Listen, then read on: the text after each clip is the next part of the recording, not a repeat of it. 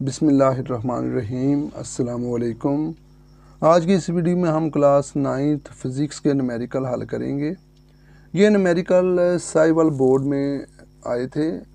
ये 2024 का पेपर है और सेकंड ग्रुप का पेपर है।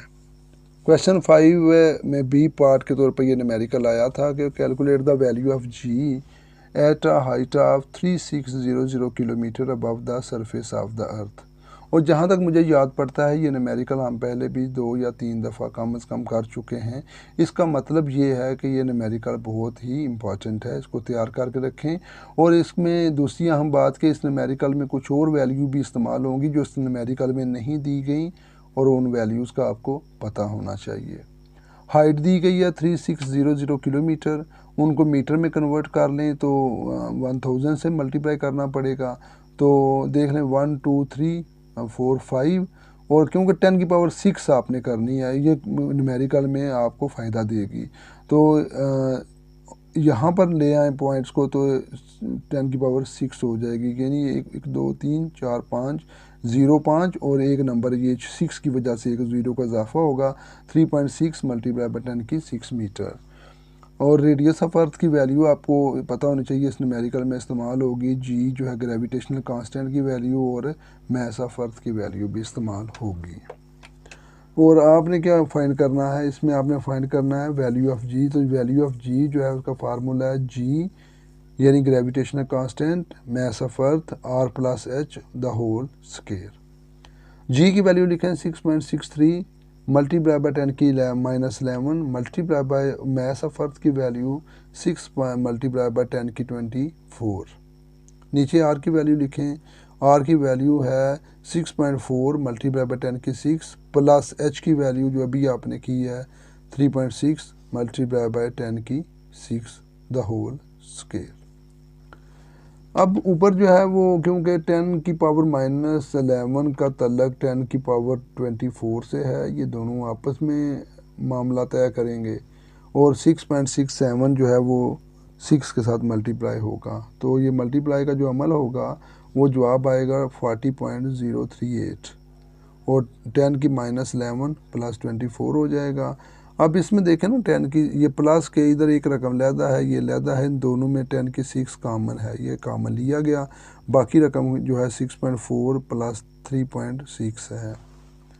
अब ऊपर जो जवाब आएगा 40.038 मल्टीप्लाई बाई 10 की 13 हो जाएगा, क्योंकि प्लस 24 -11 13, और नीचे 10 की 6 जो है वो कॉमन निकला हुआ है। इन दोनों को अगर आप करेंगे तो ये भी 10 हो जाएगा, सारे की पावर 2 है। देखें ना, अब 40.038 मल्टीप्लाई बाई 10 की 13, नीचे 10 की 12, ये देखें 10 की 6 की 2 है तो 10 की 12 हो जाएगा, ये 10 की 2 हो जाएगा, 100 हो जाएगा। अब देखें 10 की 2 और ये 100 जो है, ये 10 की ये 10 की 12 और ये 10 की 2, तो 10 की 14 नीचे आ जाएगा। ऊपर भी 14 बन सकता है, हालांकि ऊपर 13 है।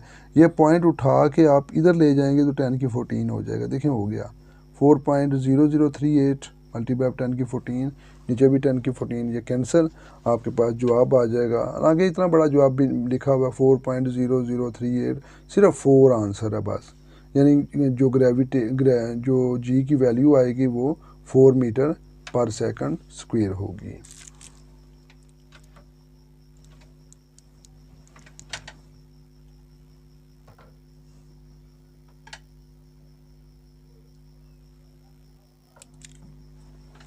क्वेश्चन नंबर 6 का बी पार्ट जो था न्यूमेरिकल वो था the density of air is 1.3 kg पर cubic metre. Find the mass of air in a room measuring 8 metre 5 metre और 4 मीटर। यानी ये डेंसिटी का सिंबल है। डेंसिटी 1.3 किलोग्राम पर क्यूबिक मीटर है।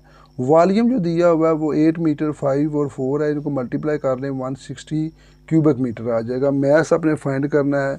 जब आपको डेंसिटी और वॉल्यूम दिया गया होगा तो मैस फाइंड करना मुश्किल ही नहीं, दोनों को मल्टीप्लाई कर लें तो मैस फाइंड हो जाएगा, वो होगा 208 किलोग्राम।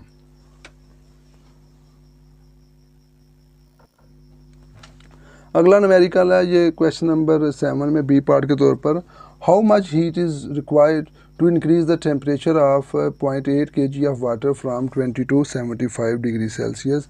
0.8 किलोग्राम पानी को आपने 20 डिग्री सेल्सियस से 75 डिग्री सेल्सियस तक लेकर जाना है, तो कितनी हीट चाहिए होगी। बेहद आसान न्यूमेरिकल है। मैथ दिया गया 0.8 kg और इधर ये T1 है, टेम्परेचर 20 है, इसको कैल्विन में कर लें तो 293 कैल्विन हो जाएगा।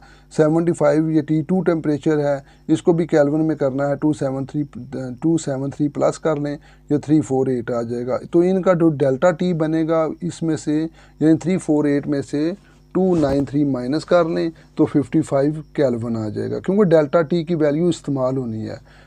क्यों पानी के बारे में आ रहा है, पानी की हीट जो स्पेसिफिक हीट कैपेसिटी है 4200 जूल पर केजी पर केल्विन होती है।